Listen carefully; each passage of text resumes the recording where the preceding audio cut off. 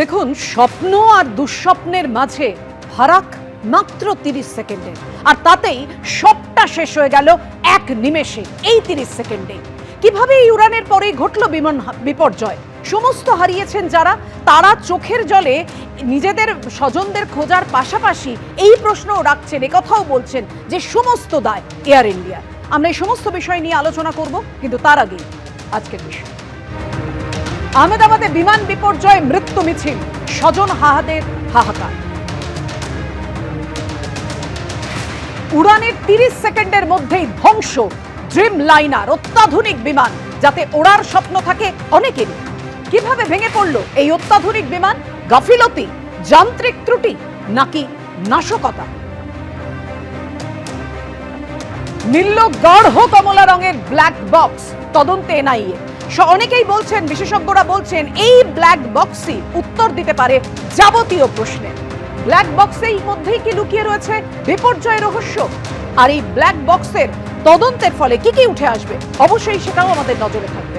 দুর্ঘটনাস্থল থেকে হাসপাতাল আহমেদাবাদে গেলেন প্রধানমন্ত্রী নরেন্দ্র মোদী, আহতদের সঙ্গে গিয়ে কথাও বলেন। বিজেপির আমলে দেশের প্লেন ট্রেনের অবস্থা খুব খারাপ, কেন্দ্রকে নিশানা করেছেন কুণাল ঘোষ। অর্থাৎ এর মধ্যেই শুরু হয়ে গেছে রাজনৈতিক চাপানুতো। দায় এয়ার ইন্ডিয়ার। কারা বলছেন? অভিযোগ করছেন স্বজন হারারা, চোখের চোখ। কিন্তু শুরুতেই যে বিষয় আপনাদের সামনে রাখবো, এই যে গোটা দেশ তোলপাড় হয়ে গিয়েছে, না শুধু দেশ নয়, গোটা বিশ্ব, কারণ যে ভয়ঙ্কর বিমান বিপর্যয় ঘটেছে, একদিন পরেও রহস্যের সমাধান হয়নি। টেক অফের অর্থাৎ উড়ানের 30 সেকেন্ডের মধ্যেই ধ্বংস হয়ে গেছে ড্রিম লাইনার। আহমেদাবাদে বিমান বিপর্যয় খোঁজ মিলেছে ডিজিটাল ভিডিও রেকর্ডারের। ডিভিআর বিশ্লেষণ করে দেখা হবে যে দুর্ঘটনার আগে কি অবস্থা ছিল বিমানের। ডিজিটাল ভিডিও রেকর্ডারই কি লুকিয়ে রয়েছে বিমান ধ্বংসের রহস্য? উদ্ধার AI-171 এর একটি ব্ল্যাক বক্স। খোঁজ চলছে আরো কিছু অংশে। ভেঙে পড়ার পরেই বিমানে আগুন ধরেছে, এমনই মনে করছেন বিশেষজ্ঞরা।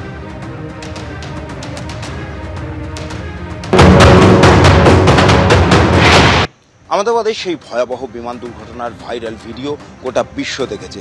আর সেই ভাইরাল ভিডিওতে বিমানটিকে যে ছাদের উপর দিয়ে গিয়ে মাটিতে আছড়ে পড়তে দেখা গেল, সেই ছাদে এই মুহূর্তে আমরা রয়েছি। আমি ইটের দেওয়াল দেখা যাচ্ছে ওই ভাইরাল ভিডিওতে। এই দেওয়ালের ওপর দিয়েই, কার্যত এই দেওয়ালের উপর যে ছাদ, সেই ছাদ ছুঁয়েই বিমানটি যাচ্ছে বলে মনে হচ্ছিল। আর তারপরেই গিয়ে সামনে মেডিকেল কলেজের যে হস্টেল রয়েছে, সেই হস্টেলের উপর গিয়ে আশ্রয় পড়ে বিমানটি। এখনো পর্যন্ত সরকারিভাবে জানানো হয়েছে 265 জনের মৃত্যু হয়েছে। আজকে সকালেও সেই 265 জনের পর আরও মৃতদেহ উদ্ধার হয়েছে। এখনো উদ্ধার কাজ চলছে। এর পিছন দিকের অংশ, যেটাকে বলা হয় টেল অফ দ্য প্লেন, সেটা এখনও মেডিকেল কলেজের সেই হস্টেলের ছাদের উপর আটকে রয়েছে। এবং মেডিকেল কলেজের সেই হস্টেলের বিল্ডিংটিও কার্যত ধূলিসাৎ। দুটি ইঞ্জিন একসঙ্গে বিকল হয়ে যাওয়ার ঘটনা কিন্তু বিরল। তাই এই ঘটনার নেপথ্যে অন্য কি রহস্য রয়েছে, সে বিষয়টি খোঁজার চেষ্টা চলছে। আজকে সকালবেলায় এই বিমানের যে দুটি ব্ল্যাক বক্স, তার মধ্যে একটি ব্ল্যাক বক্সকে উদ্ধার করা সম্ভব হয়েছে। ককপিট ভয়েস রেকর্ডার উদ্ধার হয়েছে এবং ফ্লাইট ডেটা রেকর্ডারও উদ্ধার করা হয়েছে। গতকাল হয়েছিল কি? বিমান দুর্ঘটনার পিছনে যান্ত্রিক কোনো গোলযোগ ছিল, নাকি পাইলটের কোনো ভুল ছিল, নাকি এর নেপথ্যে কোনো ষড়যন্ত্র রয়েছে? এই সমস্ত তথ্যগুলো সংগ্রহ করার পরেই কিন্তু কোনো সিদ্ধান্তে পৌঁছাতে পারবেন এই তদন্তকারীরা। ক্যামেরায় সন্দীপ সাধুকার সঙ্গে ব্রতদীপ ভট্টাচার্য, এবিপি আনন্দ, আহমেদাবাদ। আর এই ভয়ঙ্কর বিপর্যয়ের কারণ কি? এর নেপথ্যে কি কারণ রয়েছে? যান্ত্রিক ত্রুটি নাকি ষড়যন্ত্র? আমাদের সঙ্গে এই আলোচনায় অন্যান্য অতিথিদের পাশাপাশি রয়েছেন প্রাক্তন পাইলট সুবীর সেন। আমি প্রথমেই সুবীরবাবু আপনার কাছে যে বিষয়টা জানতে চাইব, কারণ বহু আলোচনা হচ্ছে এই নিয়ে, কারণ এই ভয়ঙ্কর বিপর্যয়ের ঘটনা যাতে এতগুলো প্রাণ চলে গিয়েছে, মৃত্যু মিছিল, কি কারণ হতে পারে? যান্ত্রিক ত্রুটি, কোনো ষড়যন্ত্র থাকতে পারে কি এর পেছনে?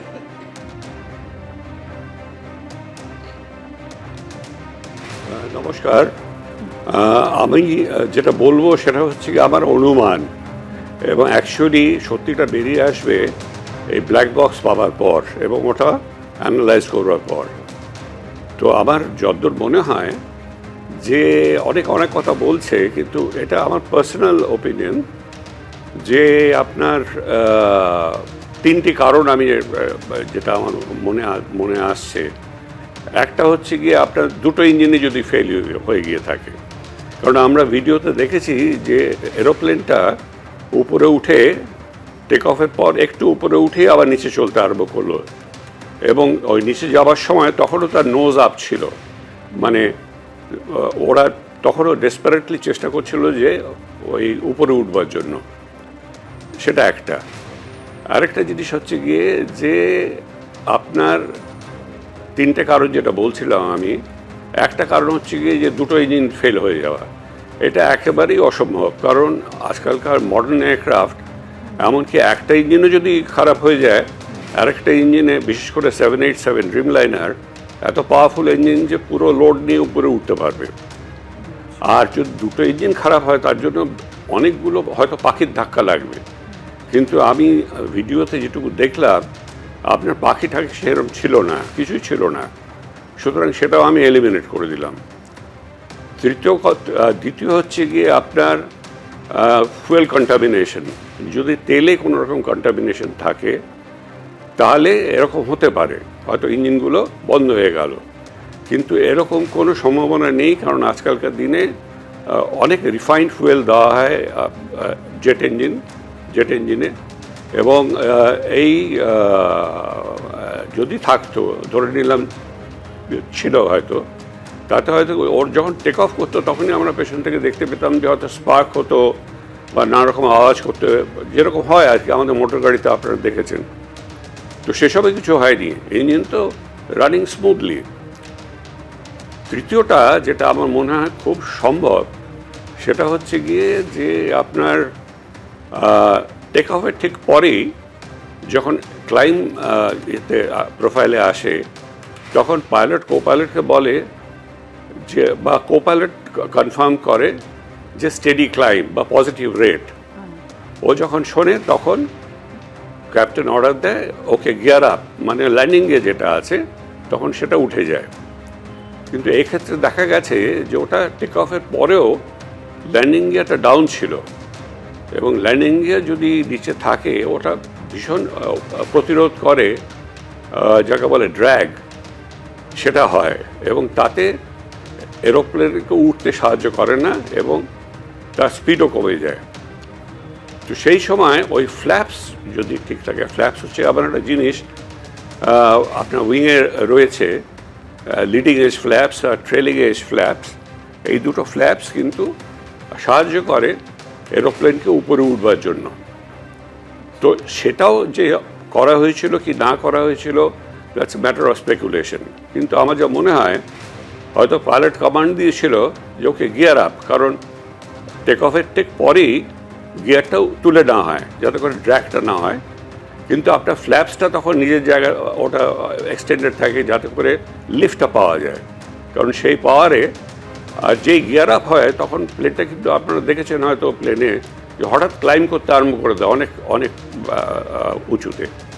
তো সেসব কিছুই হয়নি, উল্টোটা হলো। যেমন আপনার ধরুন ইনস্টেড অফ ক্লাইম্বিং ওটা আস্তে আস্তে দেখা গেল একটা হাইটে উঠে যাওয়ার পর ওটা নিচে নামলো, নিচে নেবে তারপর তো দুর্ঘটনা হলো মর্মান্তিকভাবে। তো আমার মনে হয় যে পাইলট হয়তো বলেছিল গিয়ার আপ, তো ওই না করে ও হয়তো ওই ফ্ল্যাপসটা আপ করে দিল যাতে করে ওই যে বেনিফিট যেটা ফ্ল্যাপস দিচ্ছিল লিফটের সেটা বন্ধ হয়ে গেল, অর্থাৎ আপনি আর গিয়ারও থাকলো নিচে, হতে পারে তাতে করে ড্র্যাগ হলো আরো বেশি। হিউম্যান এরর হতেই পারে। আচ্ছা, আমি তবুও বলি যে আমি যা বলছি এগুলো হচ্ছে আমার নিজের পার্সোনাল ওপিনিয়ন। এই ব্ল্যাক বক্স আপনার উদ্ধারের পর এফডিআর, ভয়েস রেকর্ডার, এগুলো সব তখন হয়ে যাবে। আমরা যেটা বলছি আমাদের অভিজ্ঞতা থেকে এবং আমাদের নিজেদের ওপিনিয়ন এটা। একদমই, আপনি আমাদের সঙ্গে থাকুন। সত্যি আপনার যে দীর্ঘ অভিজ্ঞতা বিমান চালনার, সেই অভিজ্ঞতার জায়গা থেকে দাঁড়িয়ে কি কি উঠে আসতে পারে, যে সম্ভাবনার জায়গাগুলো, কারণ বহু প্রশ্ন এই মুহূর্তে সামনে, যে ভয়ঙ্কর বিপর্যয় ঘটেছে আহমেদাবাদে, বিমান বিপর্যয়, এতগুলো মানুষের প্রাণ চলে গেছে, আর তাই এই প্রশ্নগুলোর উত্তর খোঁজা খুব জরুরি। এবার আপনাদের সামনে রাখবো যে কথা, যে দুটো শব্দ উঠে আসছে বারবার, ব্ল্যাক বক্স। নাম ব্ল্যাক হলেও রংটা কিন্তু গাঢ় কমলা রঙের, আর এই ব্ল্যাক বক্সেই কি নিহিত রয়েছে এই যাবতীয় রহস্যের চাবিকাঠি? কি বলছেন পাইলট অরিন্দম দত্ত? তার সঙ্গে কথা বলেছেন আমাদের প্রতিনিধি অতনু হালদার। রাখবো। এই ঘটনার তদন্তের ক্ষেত্রে ব্ল্যাক বক্স কতটা গুরুত্বপূর্ণ ভূমিকা নেয় এবং যেটা আমরা শুনতে পাচ্ছি যে ককপিট ভয়েস রেকর্ডার এবং flight data recorder main investigation করতে গেলে আপনার ব্ল্যাক বক্স, এটার নামেই ব্ল্যাক বক্স, কার্যত এটা গাঢ় কমলা রঙের হয়। যে কোনো ডিজাস্টার ম্যানেজমেন্টের আপনি ড্রেসই দেখবেন অরেঞ্জ রঙের, বিকজ এটা খুব তাড়াতাড়ি চোখে পড়ে। এবার ব্ল্যাক বক্সের কথায় আসি। ব্ল্যাক বক্স সামনের দিকে থাকে এবং আফটের দিকে থাকে, মানে পেছনের দিকে থাকে। ব্ল্যাক বক্সের সমস্ত কিছু রেকর্ড হয়, যেমন আপনার ককপিটে কি কথাবার্তা হচ্ছে সেগুলো যেমন রেকর্ড হয় পুঙ্খানুপুঙ্খ, মানে একটা পিন পড়লে সেই আওয়াজও রেকর্ড হয়। আর ডেটা রেকর্ড, ডেটা কি, আপনি এয়ারক্রাফটটা যখন থেকে পুশ করছেন, সেই যখন নিজের পাওয়ারে শুরু করলো তার ট্যাক্সি, সেখান থেকে শুরু হয়, যখন আপনি ইঞ্জিনটা অফ করছেন তখন অবধি রেকর্ড হয়। That means minute to minute এটা রেকর্ড করতে থাকে। এখানে ডেটা বলতে খালি যে আমি কত স্পিডে যাচ্ছি, কত হাইটে করছি তা নয়, কেন টার্ন করছি, আমি যদি ল্যান্ডিং গিয়ার ওঠাতে চাই সেটা ল্যান্ডিং গিয়ার উঠছে না, কবার ট্রাই করছি, দ্যাটস অলসো কাউন্ট। এবং ক্যাবিন ক্রু ক্যাবিনের দরজা বন্ধ করতে গিয়ে 2বার 3বার অ্যাটেম্প করেছে, সেটাও আসবে। সো এন্টার ডেটা তো আপনার ওই ডেটা রেকর্ডারে চলে আসবে। একটা হচ্ছে ককপিট ভয়েস রেকর্ডার, যেখানে আমরা জানি যে পাইলট কো-পাইলট তারা যা কথাবার্তা বলছেন সমস্ত কিছু রেকর্ড হবে। এক্ষেত্রে আমি আপনার কাছে যেটা জানতে চাইবো যে ফ্লাইটটি টেক অফ করার 30 সেকেন্ডের মধ্যে ভেঙে পড়ে এবং তার মধ্যে পাইলট মেড এ কল দেন এবং তারপর এটিসি যখন ফের পাইলটের সঙ্গে যোগাযোগ করার চেষ্টা করে আর যোগাযোগ করতে পারেনি, তার কারণ ততক্ষণে ফ্লাইটটা ভেঙে পড়েছে। এক্ষেত্রে শেষ মুহূর্তের কথাবার্তা কতটা গুরুত্বপূর্ণ এবং সেখান থেকে এই ঘটনার কতটা আঁচ পাওয়া যেতে পারে যে ঠিক কী হয়েছিল? এটা প্রত্যেকটা মুহূর্তে যখন রোল শুরু হয়েছে V1 অবধি, এছাড়া কেননা যখন টেক অফ বা ল্যান্ডিং হয় সেখানে এক্স্যাক্টলি এক্সট্রা কোনো কথা হয় না, যতটুকুনি ফ্লাইং করার জন্য দরকার সেইটুকুনি কথা হয়, যেটা এসওপি ফলো করে যা স্ট্যান্ডার্ড কল আউট সেটাই দেওয়া হয়।